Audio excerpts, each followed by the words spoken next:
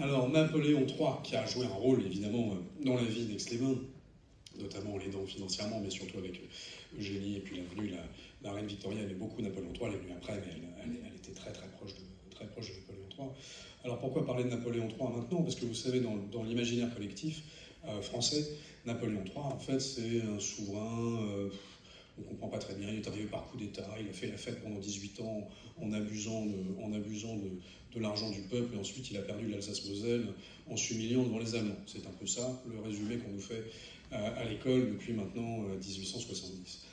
Alors, vraiment pas, vous allez voir ce soir. Je ne vais pas rentrer dans le détail de l'histoire de Napoléon III, je vais surtout vous débunker en quelque sorte, comme on dit en très mauvais français, les deux fabrications historiques qui sont le coup d'État et la défaite de Sedan, pour voir à quel point c'est très injuste de lui en vouloir pour ça, et vous donner la totalité, enfin une grande partie de l'héritage de Napoléon III en France moderne.